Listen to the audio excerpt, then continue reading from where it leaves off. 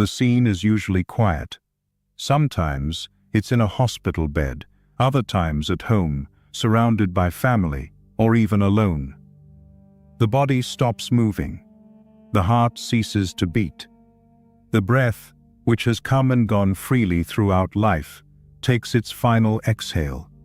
But what most people don't realize is that, in that exact moment, something still continues to happen.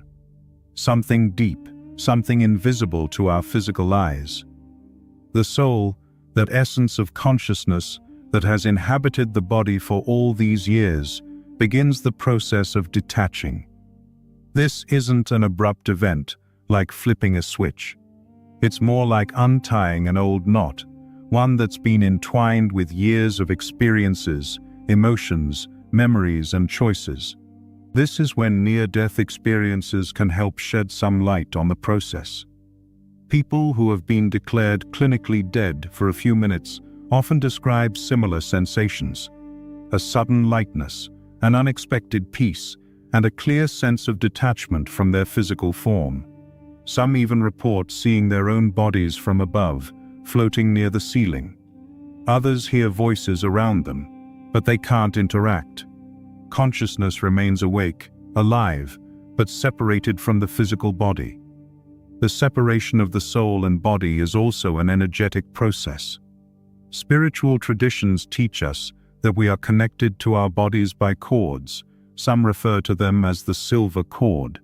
This cord, which links the physical body to the spiritual body, starts out strong but gradually becomes thinner until it breaks. This marks the end of the connection to the material world.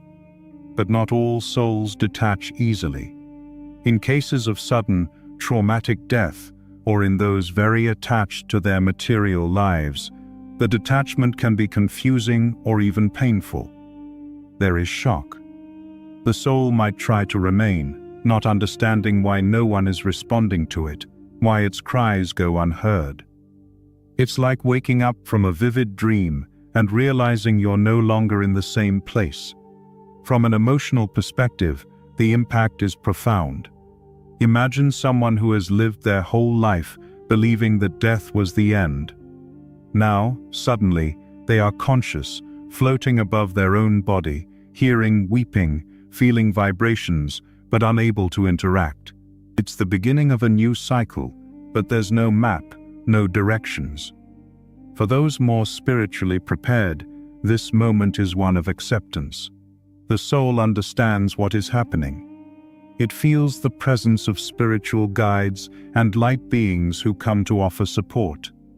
There is a gentle, almost maternal welcoming. A hand is extended from the other side. Everything begins with the last breath. But contrary to what many believe, the true end isn't really an end. It's a new beginning. The soul is freed, yes, but it carries everything that was experienced. The joys, the pains, the lessons. It leaves the body but doesn't leave empty. What happens after that is what we'll explore next. Imagine waking up in a place that seems familiar, but everything feels strange. The colors appear different. The sounds seem to come from both inside and outside at the same time. The people around you act as though you aren't even there. You try to scream, reach out to them, but nothing happens. It's like being present but invisible at the same time. For many souls, this is how the awakening in the subtle plane begins. Right after detaching from the physical body, consciousness does not fade. In fact, it often remains more lucid than ever before. The issue is that the soul doesn't always realize that it has died, and this creates deep confusion. The soul senses that something is different, but can't quite put its finger on what it is. This disorientation happens because the soul still carries remnants of its physical life. It recognizes itself as the same self as before, the same thoughts, fears, and memories. That's why it often tries to continue its usual routine. It goes home, attempts to talk to its children, tries to finish tasks that were left undone, but nothing responds. Doors won't open. Words aren't heard. People don't react. And this creates an overwhelming sense of isolation and anguish. Some souls may remain in this confused state for days or even weeks, especially when death comes suddenly. Accidents, heart attacks, or unexpected events are often followed by shock. The spirit needs time to comprehend its new reality. It's like waking from a coma with no one around to explain what happened or where you are. Many spiritual traditions, such as Spiritism, teach that this period right after death can be crucial for the soul's future. If the soul is too attached to material things, to suffering, or to unfinished tasks, it may remain stuck in what they call the lower plane or earth crust. This is a state between worlds, where the soul still feels the weight of human emotions, but no longer has a physical body to act on them. In this period, what really makes a difference are the spiritual connections. If the soul cultivated self-awareness, faith, or good deeds during its life, it tends to be assisted more quickly. Spiritual guides appear, beings of light draw near, and they help with the transition. However, if the soul was disconnected from these ties, the process may take longer and can feel more solitary. Even then, no soul is abandoned. It may just take a little longer to perceive the support that's around it. Interestingly, many people in terminal states report seeing already deceased loved ones in their final days. These visits, which some might dismiss as hallucinations, might actually be the soul's first experiences with the subtle plane. It's like a pre-awakening, a feeling of the call from the other side. The soul begins to sense the presence of those who have already passed, as they prepare for the soul's journey ahead. It's also common, in the first hours after death, for the soul to stay close, observing what's happening with its body. It watches paramedics, hears the weeping of family members, and sees the arrival of friends. All of this adds to the confusion. The soul feels everything but no longer participates in the world the way it once did. This break in reality is often difficult to accept. The earthly clock continues to tick. But on the other side, time takes on an entirely different form. Many spiritual traditions, from Spiritism to Tibetan Buddhism, and even some esoteric Hinduism, say that the first 7 days after death form a passage arc. This is a kind of energetic corridor in which the soul stays close to material reality, right after the initial shock of realizing it is no longer part of the physical body. In the beginning, the soul tends to seek familiar references. Some souls choose to stay near their bodies, lingering in the hospital room or at the bedside, watching doctors filling out forms, nurses tending to equipment. Others follow their family members, hovering above cars on the way to the funeral, watching the ceremonies or observing the trip to the cemetery. They are no longer in a rush, but there is an inner urgency. They need to understand what just happened to them, and at the same time, they want to make sure their loved ones will be okay. In this symbolic period, the wake becomes doubly important. For the living, it's an opportunity to say goodbye, to share memories, and to offer comfort. For the soul, it's the last chance to witness the impact of its departure. Every tear shed, every word of gratitude, and every smile interrupted by sorrow shapes the soul's understanding of the legacy it left behind. It's not uncommon for mediums or sensitive people to report feeling a gentle breeze, a chill on their neck, or sensing a sweet presence among the flowers. These are signs that the soul is there, experiencing the ritual that it was once part of, and now perceiving it from a different perspective. The soul senses the smells, hears the conversations, and sees the photographs placed on the casket. All of these help the soul piece together the reality that its earthly cycle has ended, a necessary step in allowing it to move forward. During these 7 days, the soul still vibrates at a frequency close to that of the material world. This is why the emotions of the living play such a powerful role. They act like air currents that can either gently guide the soul toward the more luminous realms or keep it tethered to the denser, heavier aspects of its former life. Harsh cries of despair or phrases like, "I can't live without you," can create waves that bind, confuse, and delay the soul's release. On the other hand, sincere prayers, loving memories, and serene acceptance act like gentle torches, lighting the way forward. In many cultures, the seventh day is marked by religious services, incense-burning rituals, or gatherings to share stories. Spiritually, this is said to be a time of magnetic closure, where the energetic ties to the physical world begin to dissolve.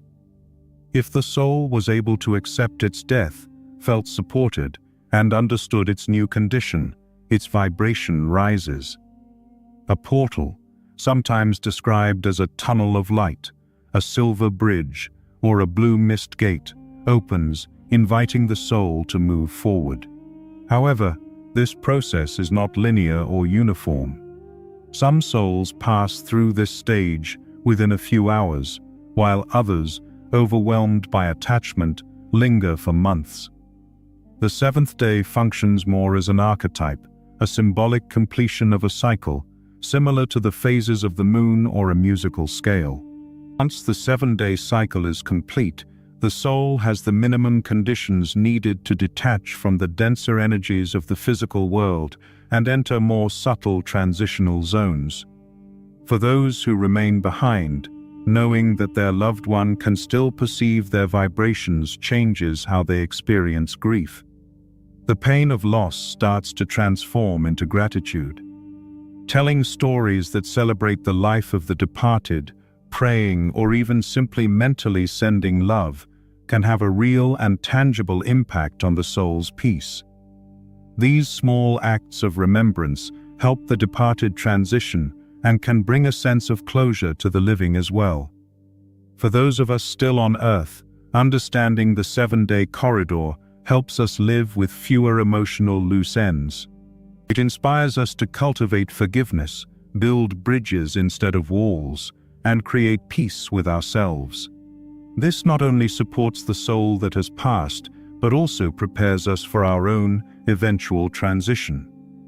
After the first 7 days, a quieter yet profoundly important stage begins, the 40 days of farewell. This is when the soul truly starts to loosen its ties to the material world. The soul dives into a process of review, healing, and liberation. This 40-day cycle is recognized in many traditions. In Christianity, for example, it's said that Jesus remained among the living for 40 days after his resurrection before ascending to heaven. In Spiritism, this period is seen as one of energetic purification. In Tibetan Buddhism, the bardo, the transition between lives, can last for about 40 days. It's no coincidence that the number 40 holds a universal symbolism of transformation and transition. During these 40 days, the soul undergoes a process that could be compared to opening an old book and reading through every page of the life just left behind. But this is not an external judgment. There's no one there with a gavel or a scale, passing judgment on whether the soul's life was good or bad. This is an internal review. The soul reflects on its choices, its feelings, and the intentions behind its actions. But there's a crucial difference here. The soul doesn't just review what it did, it also feels the consequences of its actions, both positive and negative. If it hurt someone during life, the soul now experiences that moment from the perspective of the one who suffered. If it loved, it feels that love again, experiencing it through the other person's eyes. This is one of the most powerful aspects of the afterlife. The soul comes to understand the full impact of its actions, the echoes left in every heart it touched. At this stage, it's common for the soul to be accompanied by light beings, spiritual mentors. These beings are not there to accuse or praise. They are there to assist the soul, helping it understand why certain things happened the way they did. They show alternative paths the soul could have chosen and help the soul learn from its experiences. There's no changing the past, but much can be learned from it. That learning becomes the key to detaching from guilt, resentment, and the ego-driven ideals that keep the soul attached to its former life. The process of healing is essential for the soul's progress. Over these 40 days, the soul's attachment to material things, such as its home, possessions, career, addictions, and relationships, begins to loosen. This doesn't mean the soul forgets those it loved. In fact, the soul now recognizes these bonds in their purest form, free from the ego's illusions and the small grievances that often distort love on earth. But in order to move forward, letting go is essential. Many souls experience difficulty at this point when they see their loved ones holding on to them. The living, still in grief, may try to cling to the departed. They might make promises to never forget, swear not to move on, or express that they can't live without them. The soul feels this attachment, and as much love as it may have for those it left behind, this kind of attachment acts like chains on the feet of someone who needs to walk freely. At this stage, it's common for souls to visit their loved ones in dreams. The dreams are more vivid, filled with emotion, and feel incredibly real. The soul may approach family members to deliver messages, say goodbye, or offer one last look. These dreams are not just ordinary dreams. They are meetings in the astral plane, made possible by the release of the physical body during sleep. The incarnated person's soul meets the soul of the departed one. Together, they exchange words, looks, and love that may have been left unsaid during life. And when the person wakes up, it's often as if something has been resolved. There's a lightness in the heart. During this 40-day period, the soul becomes aware of how deeply it has been affected by the living and their emotional states. The soul understands that love is not bound by physical presence, but it also begins to see how attachment can be limiting. Many souls at this time suffer because they know their loved ones are still clinging to them, and it creates an energetic tension that prevents both parties from fully healing. The departed soul knows it needs to move on, but can't help but feel responsible for the grief left behind. In many cases, this leads to a delicate dance of spiritual intervention, as the soul tries to comfort its loved ones without creating further attachments. This can cause a period of mutual suffering. The soul cannot rise, and the living cannot heal. This doesn't mean the departed soul is angry or resentful. Quite the opposite.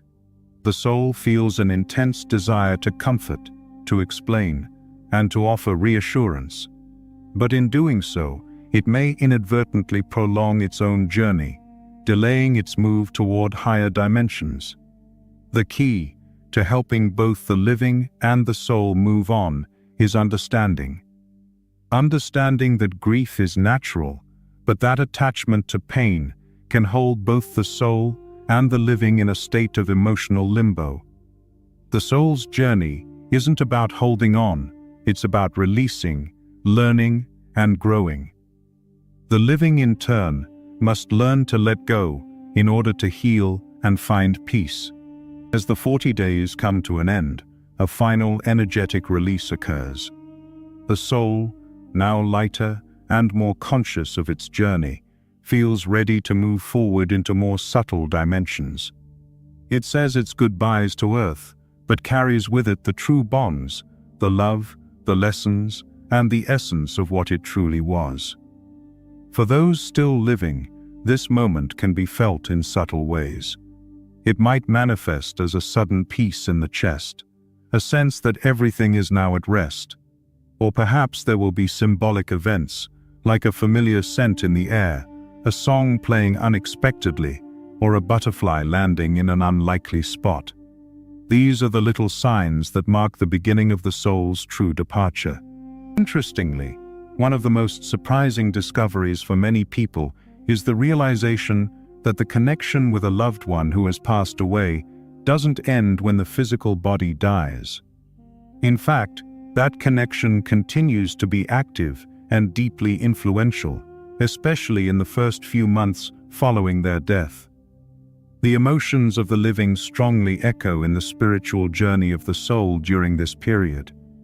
It might sound unbelievable at first, but think about it. When we're alive and emotionally connected to someone, we can often sense when that person is unwell, even without them saying a word. Now imagine that connection without the filter of the physical body and without the barriers of our common senses. That's exactly what happens in the spiritual plane. Emotions become direct energetic waves that reach the soul with pure intensity.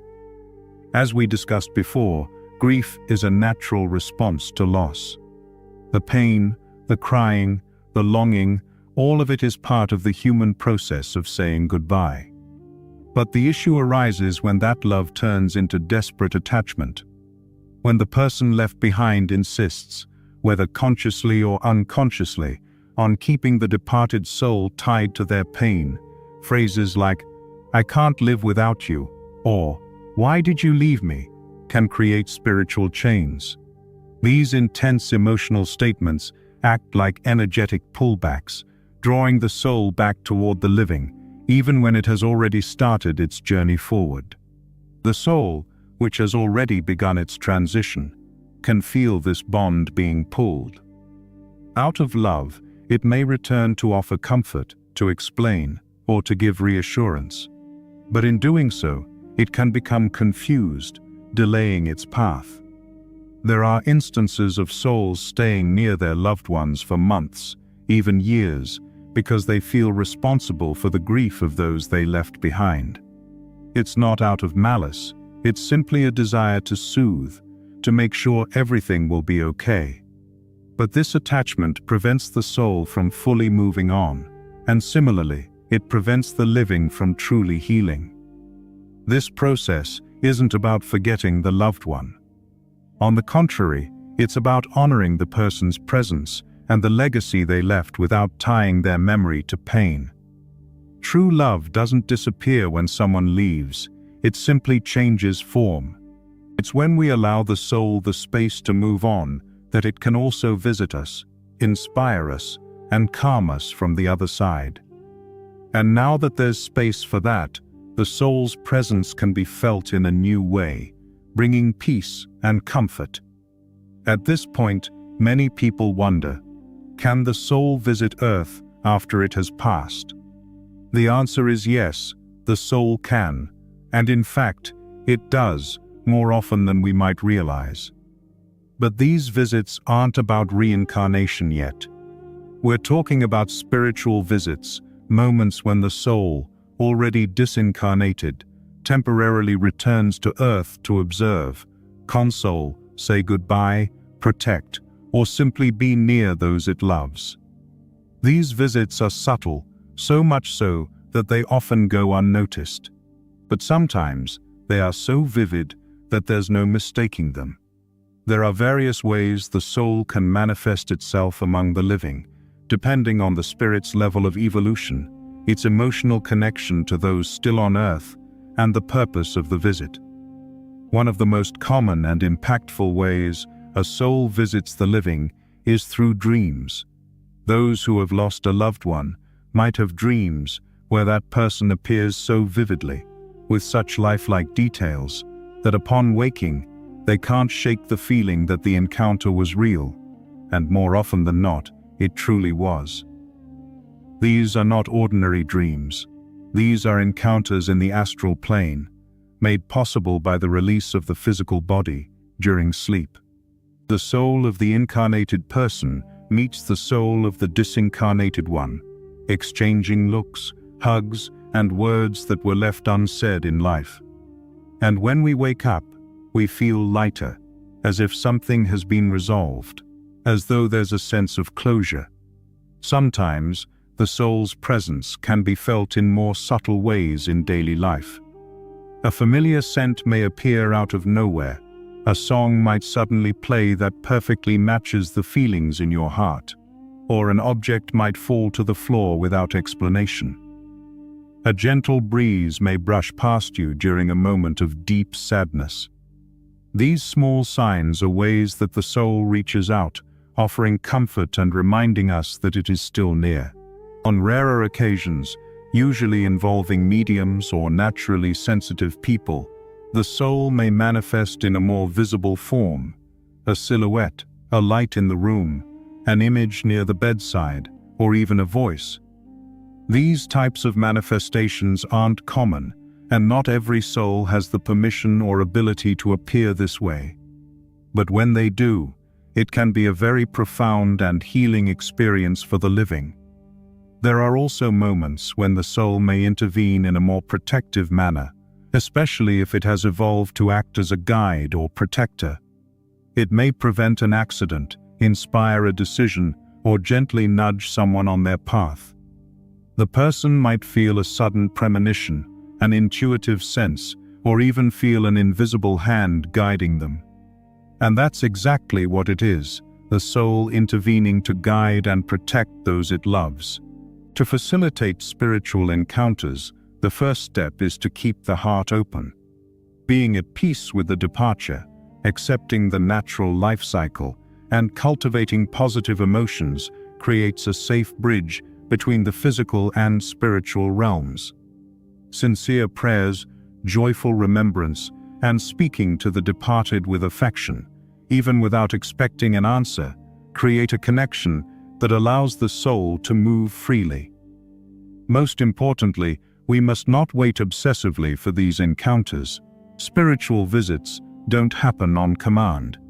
The soul appears when the time is right, when the living are ready, and when the encounter won't hinder the soul's journey or harm those who remain behind. That's why letting go is so essential. Loving without demanding, allowing the higher planes to guide the process, creates the right space for the soul to reach out. It's interesting how, even after someone leaves, we begin to see life through new eyes. We feel more deeply. We value the present more. We realize that everything that truly matters cannot be seen but felt. The energy we carry within us influences not just our journey, but also the journeys of those we love, both here and on the other side. This awareness brings a profound realization: the responsibility we hold over our own energy. Every thought, every emotion, every act of love or gratitude, all of it contributes to building a bridge between realities. It's no coincidence that many elevated souls can visit their loved ones so effortlessly. They vibrate at a higher frequency, and the living who keep their energy clean, light, and conscious feel it because they are in tune with that vibration. For those who feel called to reconnect with their essence and transform their frequency, I invite you to the Quantum Thinking Challenge, a 21-day program designed to help you practice gratitude, reprogram your mind, and unlock your full energetic potential. For 3 weeks, you'll engage in conscious practices that elevate your vibration and activate your connection to the more subtle and true aspects of your being. Many participants have reported real, positive changes in their lives after completing the challenge. Perhaps this is your time too. Access it through the link in the first pinned comment. Now, let's look at the first year after disincarnation. This period is significant, and it's marked by several key vibrational portals recognized across different traditions. The seventh day, as we've seen, represents the first major energetic release. The 40th day symbolizes the end of the process of detachment from matter, and the first death anniversary is seen as a spiritual milestone, a kind of harvest where what was sown in life and in transition is brought to completion. After a year has passed since a soul's departure, something changes energetically and spiritually. It's as if a circle is finally closing, allowing the consciousness to move forward more lightly, while those left behind have the opportunity to transform their grief into serene memory. At this point, most souls are already in their new stage, whether in higher dimensions or preparing for another spiritual mission. For the living, the first death anniversary doesn't have to be solely a day marked by longing and sorrow. It can also be a celebration of the continuity of life, now in another form. This anniversary can be a moment to look upwards or inwards, realizing that everything, absolutely everything, is part of a greater cycle. Life and death are not two separate entities. They are interconnected in a way that we may not fully understand, but we can feel. It's in this feeling that we find that as we approach the first death anniversary, we begin to realize that death is not truly an end, but rather a transition. In many cultures, death is seen as a natural part of the cycle of life, just as birth is. The first anniversary is a powerful reminder of the interconnectedness between the living and the departed. It's a moment to reflect on the lessons learned, to honor the memories, and to understand that the soul continues its journey, just in a different form. For those still here, this milestone can be a time of deep reflection and healing. It offers an opportunity to revisit the impact the deceased had on our lives, to express gratitude for the time spent together, and to acknowledge the ways in which their life has shaped our own. At the same time, it can also be a time to let go of any lingering grief or attachment, allowing space for the soul to move fully into its next phase. It's important to understand that during this period, the energy of the departed is still very much present. Even though their physical form is no longer with us, their essence continues to influence our lives. The soul's presence may be felt through dreams, signs, or even subtle feelings that arise during significant moments. This connection is not bound by the limitations of time or space. It exists in a higher frequency, one that the living can tap into if they are open and attuned. For many, the first anniversary is also a time to connect more deeply with the spiritual realms. It is during this time that the soul may begin to fully integrate into the higher dimensions, where it can continue its spiritual growth and healing. Some souls may be called to assist others, while others may choose to remain in a state of rest and reflection, processing everything they've experienced throughout their earthly life and beyond. This phase is not just about the soul's transition, but also about the evolution of those left behind. The living, too, undergo a transformation during this time. The anniversary serves as a reminder that life is cyclical, and every experience, no matter how painful, is an opportunity for growth and healing. The grief that once felt overwhelming gradually shifts into a form of gratitude, and the living learn to carry the love and lessons of their departed loved one in a new, healthier way. For those who are still struggling with grief, it's essential to remember that it's a natural process. Everyone's journey with loss is different, and it's okay to feel the full range of emotions that come with it. But as time goes on, it becomes increasingly important to shift the focus from attachment to acceptance. This shift allows the soul to move forward and also helps the living to heal, to find peace, and to live with a renewed sense of purpose. It is also at this point that many souls begin to find their new roles in the spiritual realms. Some may stay close, watching over their loved ones, while others move further away, preparing for their next steps in their eternal journey. This is where the idea of spiritual missions comes into play. Souls who have evolved to a higher level of consciousness often choose to continue their work in the spiritual realms, assisting others who are still on their journey or guiding new souls through the transition process. While the first anniversary is a milestone for the departed, it's also a powerful moment for the living to reflect on their own journey. This is when many begin to understand that life and death are intertwined, and that every living moment is an opportunity to connect with the divine and to honor the sacredness of life. This realization is part of the healing process and is crucial for those who wish to align themselves with their true essence. For those who are still in the midst of grief, the best thing you can do is to continue to honor the departed soul in a way that brings peace to your heart. Whether it's through prayer, remembrance, or creating a ritual that feels right for you, find a way to celebrate their life and acknowledge their presence in your world. It's through this celebration that you'll open the door to healing and a deeper understanding of the cyclical nature of existence. As the first anniversary passes, the energy of the departed soul continues to evolve. This period marks the beginning of a transition from earthly attachments to a higher spiritual awareness. The soul, now further removed from the material world, begins to take on a more expansive role in the spiritual realms.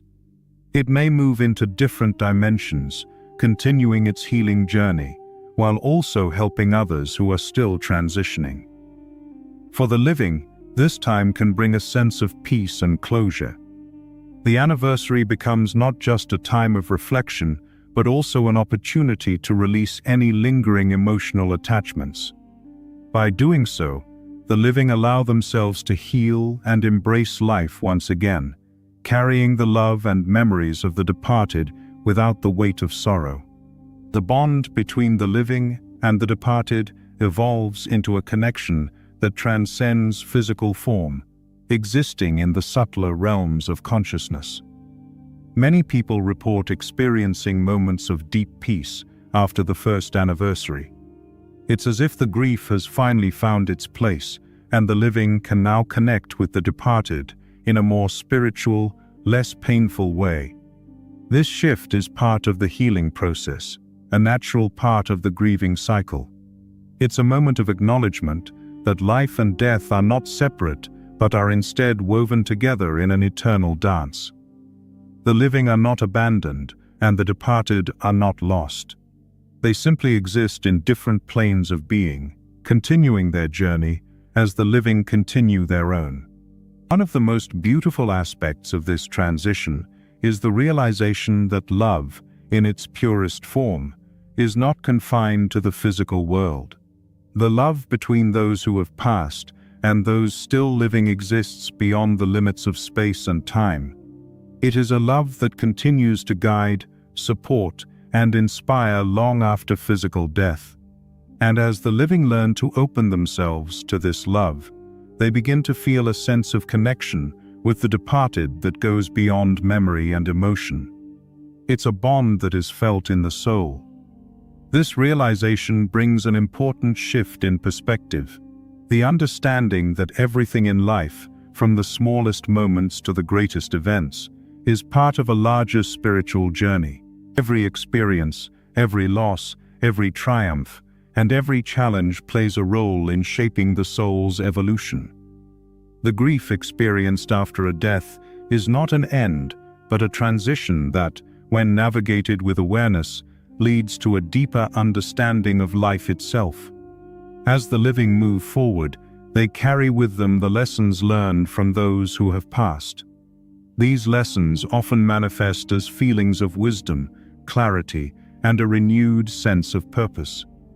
It's through these lessons that the living can continue to evolve, spiritually and emotionally, just as the departed soul continues its journey. The soul's continued presence in the spiritual realm can also provide guidance for the living. There are many stories of people receiving messages or guidance from their loved ones after they've passed. These messages may come in the form of dreams, subtle signs, or even a sudden insight. The soul, now free from the limitations of the physical world, has the ability to connect with the living in a way that is more profound and transformative than before. These spiritual visits are not bound by time or space, and they can happen at any moment, often when the living need them most. The departed soul, now a spirit, has the ability to act as a guide, protector, or teacher for those left behind. The bond between the two continues to grow stronger as both the living and the departed souls evolve in their respective journeys. Over time, the emotional attachment that once felt so overwhelming becomes a source of strength and inspiration. The living begin to see the death of their loved one as a natural part of life's cycle, a cycle that continues regardless of physical boundaries. Death is not an end, it is a transformation, and as the living move forward, they can honor the journey of their loved ones while continuing their own.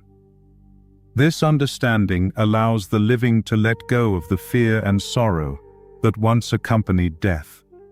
It frees them to live more fully, with a sense of connection to the eternal, knowing that their loved ones are still with them in a deeper, more meaningful way.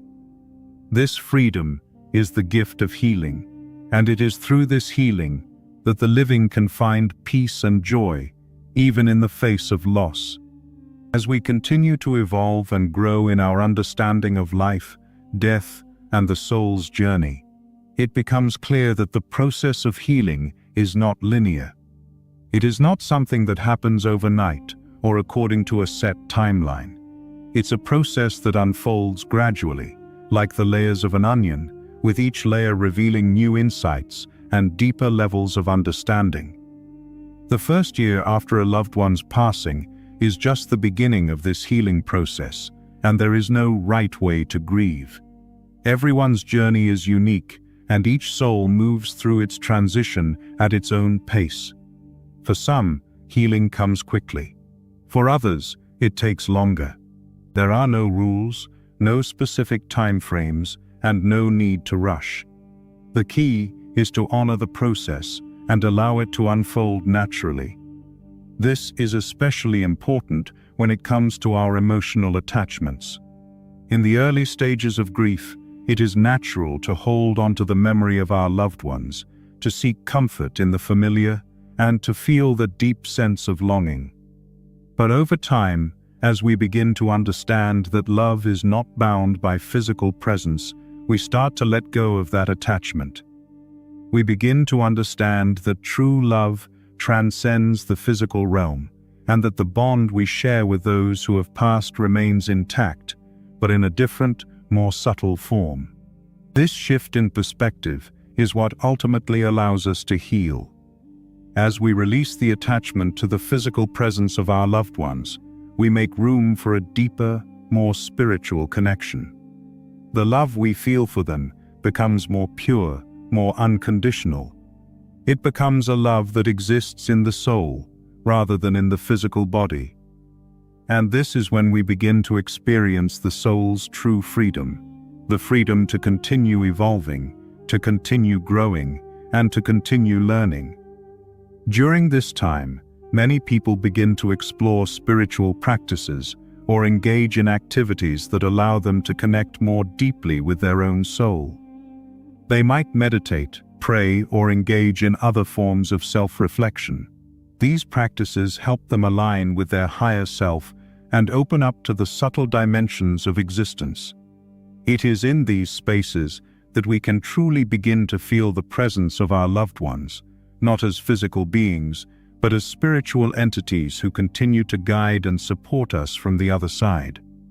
Over time, as we move through the cycles of grief and healing, we start to realize that death is not the final chapter of the soul's journey. It is merely a transition, a shift in consciousness that allows the soul to continue evolving. We begin to see death as a natural part of the spiritual process, something that is just as essential as birth. The soul's journey is an ongoing one, and while we may not always understand the full picture, we can take comfort in knowing that our loved ones are still with us, in a different form. One of the most powerful lessons we can learn from this process is that life is precious, and that every moment matters. The time we spend with our loved ones, the choices we make, and the relationships we nurture are all part of the soul's growth. Death teaches us to appreciate life in a way that we might not have before, and it encourages us to live more fully, to love more deeply, and to embrace the present moment with gratitude and awareness. When we look at death from this perspective, it no longer becomes something to fear. Instead, it becomes an invitation to embrace the fullness of life, knowing that we are part of a larger eternal cycle. And as we do, we honor not only the departed souls, but also our own journey, a journey that, like theirs, is filled with opportunities for growth, learning, and spiritual evolution. As we continue to reflect on the journey of the soul, it's important to acknowledge that our connection to the departed does not end after the first year or after the first anniversary. In fact, the bond between the living and the spiritual realms continues to evolve. The departed souls, once they have transitioned into their new stages of existence, are still very much part of our lives. They continue to influence us in subtle but powerful ways. One of the most profound aspects of this ongoing connection is the idea of spiritual guidance. Many people report experiencing moments of inspiration or guidance that they believe come from their departed loved ones. These experiences can manifest in a variety of ways, from dreams that feel vivid and real to moments of intuition or premonitions. Often, people feel that the departed are still watching over them, offering comfort or direction, especially during times of difficulty. It's also important to remember that the soul's journey is not just about the individual. It's about the collective, the interconnectedness of all souls. The spiritual plane is filled with beings who are not only supporting the souls who have passed, but also guiding those of us still living. These guides are there to help us navigate our own spiritual journey, offering us wisdom, support, and love. As we continue to evolve and awaken to the deeper aspects of our own consciousness, we begin to sense their presence more acutely. This realization often comes when we least expect it, in moments of stillness or quiet reflection. Some people might feel a sudden surge of energy or a sense of being lifted up in times of need. Others might experience a moment of clarity or insight that seems to come from beyond their own mind. These are the moments when we are most attuned to the subtle realms, when we are open to receiving messages from the other side. In addition to guidance, many people report experiencing healing energy from the departed. This can come in the form of a sudden sense of peace, a release of emotional pain, or even physical healing. The love and light that the departed carry with them after their transition can be a powerful force, one that continues to impact those left behind. This healing energy helps us release the emotional blocks and attachments that may have been holding us back from fully embracing life. The soul, once free from the constraints of the physical body, has the ability to reach out across dimensions, offering love, comfort, and guidance. This is why many people feel the presence of their loved ones long after they have passed. It's not just a memory or a fleeting thought, it's a true spiritual connection. The soul's journey is far from over, and the living continue to be a part of that journey, even if we don't always fully understand it. As the years pass, the relationship between the living and the departed continues to evolve. The living begin to accept that the bond between them is not one of physical presence, but one of spiritual connection. The soul continues to evolve, just as the living continue their own journeys. And while the physical death of a loved one is painful and challenging, it is ultimately an invitation to explore deeper aspects of our own consciousness and to connect with the eternal nature of existence. Over time, the grief that once felt overwhelming begins to fade, and in its place, there is a sense of peace. The departed souls are no longer seen as lost, but as part of a larger, interconnected cycle of life and death. The love that once existed between the living and the departed transcends physical boundaries, continuing to guide, comfort, and support. This love is eternal, and it is the foundation of the soul's journey, a journey that continues long after the body has ceased to exist. As we reach the final stage of understanding the soul's journey, we come to realize that the work of the soul is never truly done. The process of spiritual growth and evolution is ongoing, even after the physical body is no longer present. Death is not a termination, but rather a transformation, a continuation of the soul's endless journey through different dimensions and experiences. One of the most important lessons we can take from this understanding is the idea that we are all part of a much larger, interconnected system. The soul's journey is not isolated. It is deeply tied to the collective evolution of all beings. The experiences we have, the relationships we form, and the lessons we learn are all part of the greater spiritual fabric of existence. Every choice, every thought, every action creates ripples that influence not just our own path, but the paths of those around us, both living and departed. The ultimate truth is that everything is part of a cycle that transcends the physical realm and extends into the spiritual realms. Life, death, and rebirth are all interconnected, and each soul plays its part in this vast cosmic dance. The more we understand this, the more we are able to live our lives with a deeper sense of purpose and awareness. When we begin to see death not as an end, but as a continuation, we can begin to approach life with a different mindset. We realize that we are all connected to something much greater than ourselves. We are part of a universal flow, and the challenges and losses we face are not just obstacles but opportunities for growth and transformation. It is through these experiences that the soul refines itself and moves closer to its true essence. This shift in perspective allows us to live with greater peace, understanding, and compassion. It teaches us to let go of attachment and to embrace the fleeting nature of life.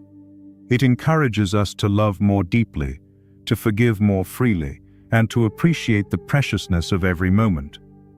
In this way, death becomes a teacher, reminding us to live more fully and to connect more deeply with our true selves and the world around us. As we move forward in life, we carry the knowledge that our journey is not just our own. The souls of those who have passed are always with us, guiding us, supporting us, and reminding us that we are part of a much larger eternal process. They are never truly gone. They continue to be a part of our lives, offering us the wisdom, love, and guidance we need to navigate our own path. This awareness is both humbling and empowering. It allows us to live with a sense of peace and purpose, knowing that our souls are constantly evolving, and that every step we take is part of a much larger, beautiful, and intricate journey. By embracing this truth, we can find comfort, knowing that life, death, and everything in between are all part of the divine plan. As we look to the future, we can rest assured that we are not alone on our journey. Our loved ones, both living and departed, walk with us, guiding us every step of the way. The bonds of love, the lessons learned, and the wisdom gained all contribute to the ongoing evolution of the soul. And in this eternal process, we find the true meaning of life, a life filled with love, connection, and spiritual growth. And with that, the script is complete. I hope this rewrite helps bring the content to life in a more natural and conversational way. Let me know if you need anything else,